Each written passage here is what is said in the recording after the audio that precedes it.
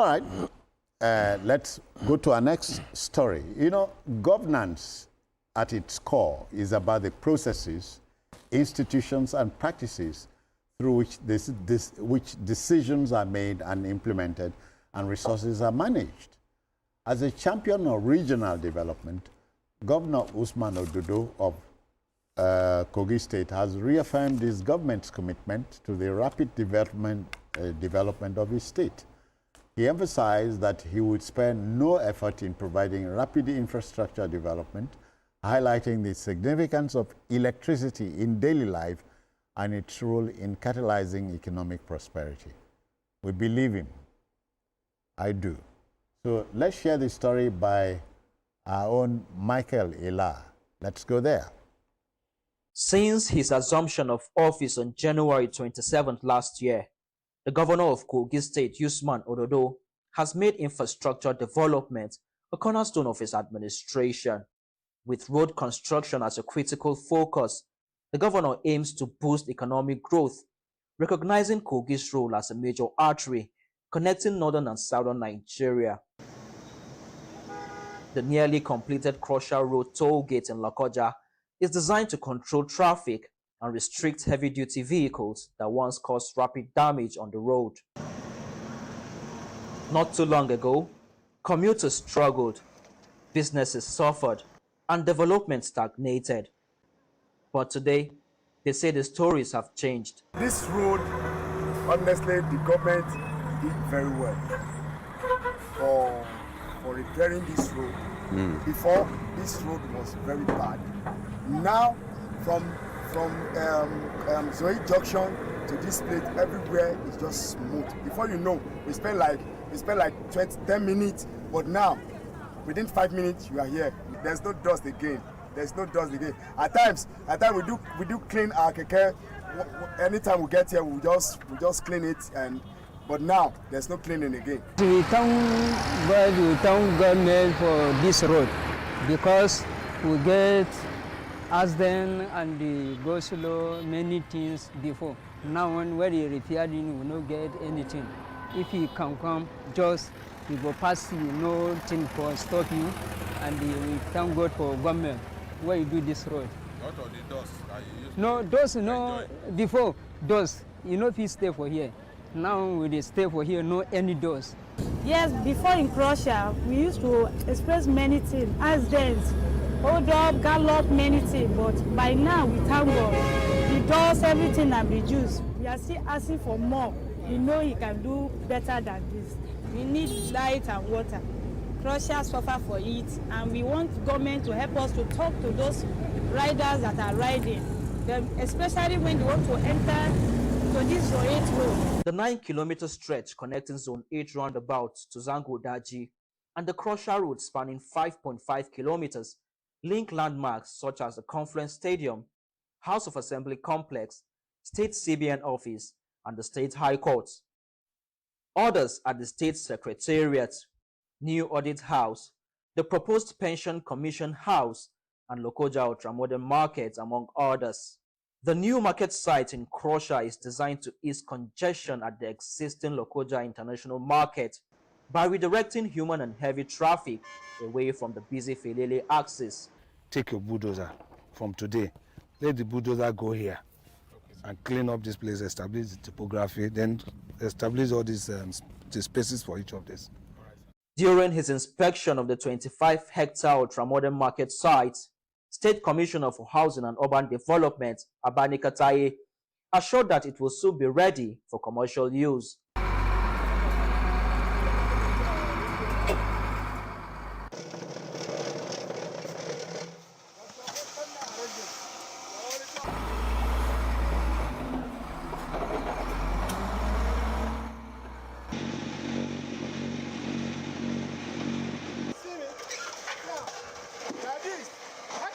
From parking plant to the concrete pump and transport it to anywhere we want to use on the site. In order to ensure the quality assurance and complete control, including the concrete grade that we're expecting, we can badge it automatically, either by weight or by volume.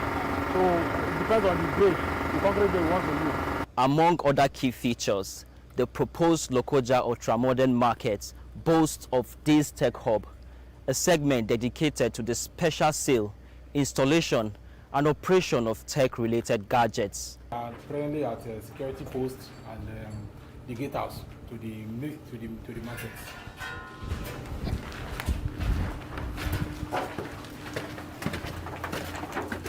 Immediately we have reinforcements to the site. We conduct integrity tests on them. So the brickness and every other thing, which we have the certificate for it on ground. What's the size of this? So we have this one. This is a Y16. This one is Y16. 16 mm before this. 16 mm. Yes, that's it. The market is equipped with a toll gate, security post, perimeter fencing, warehouse, clinic, banking hall, fire station, lock-up shops, and several other essential facilities.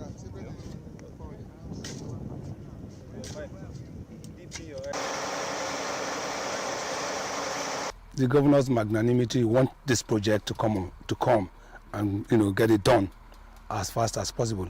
He quickly mobilized the contractor to site, and that is why you see that within the shortest time that the contract was given to them, they've been able to clear the whole site. It was a virgin land before. They cleared the site and they've started placing the component of the market in place as we speak now. The next port of call was the audit house, which has 2 wings designed to serve both local and state auditors, featuring quality landscaping and spacious office spaces, among other amenities. Now we're fixing the labor Kogi State audit house. So I'm going to place this one up there now. Okay. It's been done. The signage, yes. The signage, receptions, meeting rooms. Then the officers, maybe accountant or the buzzer will be here. Then the registrar also. They have all the offices in this area. Field operation, yeah. So this is the Auditor General's office. They use standard materials, standard product here. Marine board was used all throughout this construction of this building. That's why we're seeing the straightness of all the parts, smoothness, and all alignment are perfect. Governor Ododo's vision for an inclusive and resilient Kogi State is reflected in the ongoing construction of the Pension Commission House along Crusher Road. Cutting out is ongoing now. Preparation for the foundation. That's what is going on now. They also have 9 months duration to complete this building. We are going to use marine boards. At least marine board will give you a smooth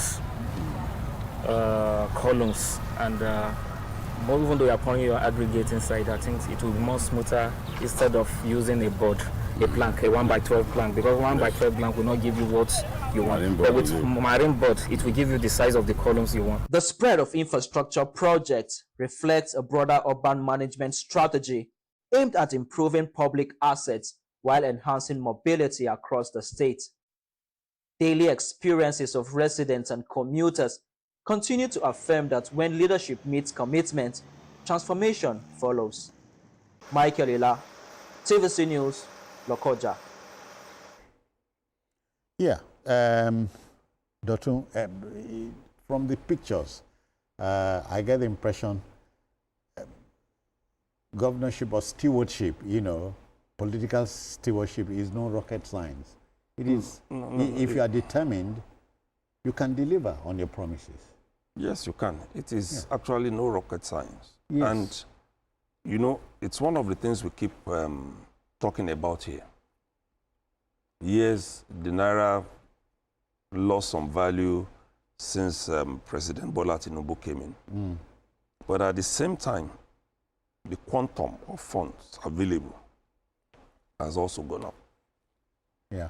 And what it means is those that we call the subnationals now have more money.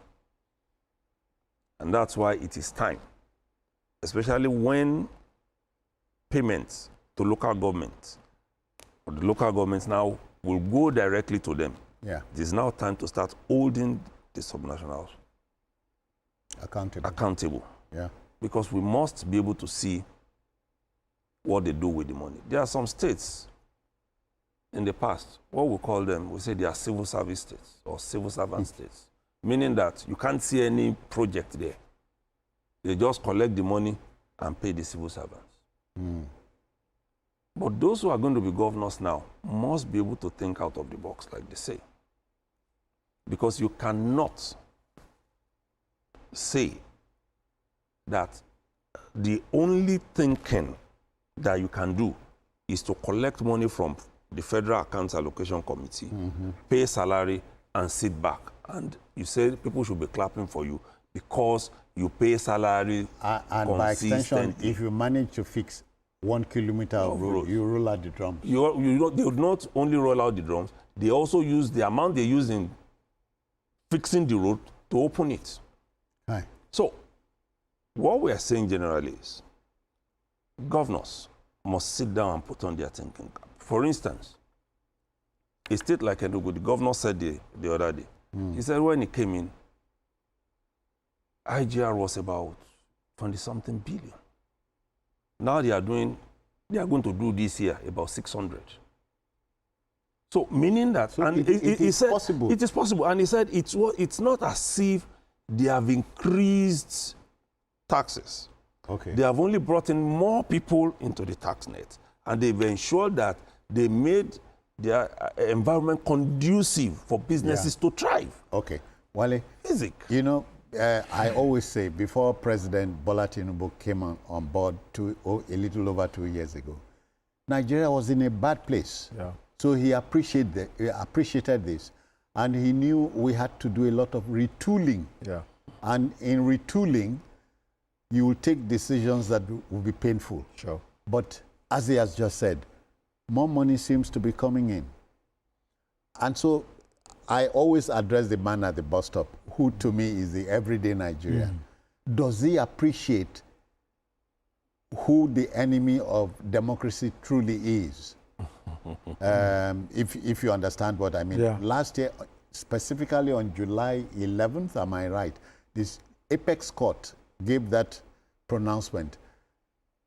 Financial autonomy for local governments. Yeah. Only one state adhered to it. Every other said no. Well, I think no. So don't forget, we are talking. Ododo is Governor Ododo is the metaphor here. So he's delivering. Sure. I think no matter what anyone says, if you quote the best figures in the world, if you get presidents of the richest nations in the world to talk about, oh, you are a great man and all that, at the end of the day, it's the people, your people, the common man on the street that are in a better position to assess you. And how will they assess you? They assess you by their economic interaction with the daily life, what they go through every day. So there's no doubt that for the past so many years, Nigerians have been suffering. And we cannot delude ourselves to say that, oh, everything is over. You see, because I just bought bitter cola this morning, 3 pieces, 500 naira. Then walnut, about 6 pieces, 1,000 naira. Yes. You ask yourself, you just put half 10,000 naira in your pocket, and you just buy 1 or 2 things, it's gone. What is the minimum wage? 70,000. So we have a government that says, okay, things have been very bad before I came. So there is that need for you to explain your policies in the simplest language that people can understand. And that means engaging, not just issuing press statements and publishing mainstream media, then you think you go to sleep. There are social forces in Nigeria. In Ekiti State alone, there are about 2,700 organizations. Barbers Union, Workers Union, Butchers Union, artisans. So you need to engage them to let them know that, look, this is what's going on. I think the first subsidy removal was a shock to a lot of Nigerians. And I think I have to say that there was not enough explanation to many people. So it's very difficult for people to appreciate it. But I think gradually too, we are being reminded of certain that are being done, like, the highways, like the tax reform. So government needs to engage people all the time. If there's no communication, there is going to be a very wrong perception about the government. Rumors will take over. So coming back to Ododo, it shows clearly that it's not just about the federal government. States also need to make impact. Because everything is not about the president. As federating unit. Yes, federating unit, the states should make impact. The local government, I'm happy about what the governor of Kogi State is doing. We are talking about states that are mayorable, agriculture, we are talking about 7,000 acres of land that are acquired in 76 communities.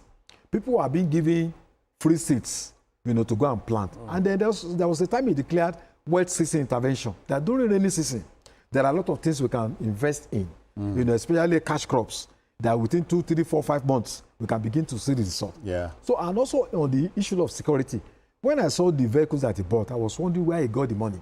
Because the average IGR in Kogi State, maybe about 2-point-something billion naira. It's one of the poorest states in the country. And also looking at the personal life of the government, you can see that it's not an extravagant person. How many times have you seen him going to parties, going to US, going to London and all that for all sorts of frivolous conferences? Or even hanging out in Abuja. In Abuja. So you can see a diligent, humble, committed person, just like the governor of Ekiti State, that he seems to be committed to, and you are going to see the result. The result. Why are we debating him here? We can't be debating all the taxi states, but if you are doing well, even if you don't raise it here, people will question us. Dotun, this past weekend, I was in my home state, Akwa Ibom. I told a group of guys, corn, maize, that we eat it all year round in Lagos. And the man is, how do you people do it? It is possible. Very possible. Yeah, Very possible. Israel, for instance, is a desert country. Very but possible. It produces groceries all year round. Is it magic? It is not. It's not even magic. Even if we can't produce, for instance, all year round, we should be able to preserve all year round. Oh, yes. If we get more than enough, why are we not preserving? Because that's what they do in advanced countries. When you go to their fridges, you see all of these things hanging there. But a lot of things are out of place. Silos. Power is a major problem. And these are the small things of life that people want. And for Governor Ododo to identify electricity as a basic... It's a major one. Yeah. It's a major one. If we solve that... If a state that is getting about, at least at the last figure, about 2.3 billion per month from IGR, and then so little from Federation account, because it's not per se and not producing, then people should also go and learn. Start asking questions. It has happened before. Some people, when it was done in Lagos, during the tenure of Governor Bola Tinubu, that IGR was raised, some people were thinking it was because Lagos is the commercial center of Nigeria. But other states are doing it now. Yeah. And if you are not doing it as a state governor, all you are doing is to go and borrow, then there's a problem somewhere. And like my colleague said, it's good that we single out some of these governors and let them know that they are doing well. For instance, because when Mr. President pegged the minimum wage at 70, yeah. My state governor said, I can pay 82, 84. I'm sure that by January, some of them will still go up. Yeah. Because that's the reality. And governors should now know that where we are going is not for them to be gallivanting around. It's for them to sit down, think, and execute projects. Don't always run out of your state. Even the cost of traveling alone for some governors is enough to set up a farm settlement. It's enough. Some of them will charter aircraft to also pick them, they and their aides, run somewhere, come back, do nothing. It seems you are talking, when you mention a thing, this thing I'm going to say, some folks, cynics, would say you are talking about 200 years ago.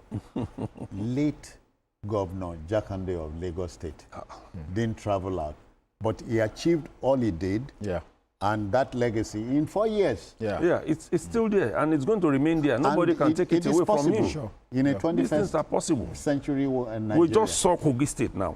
We just saw it, and the other states too.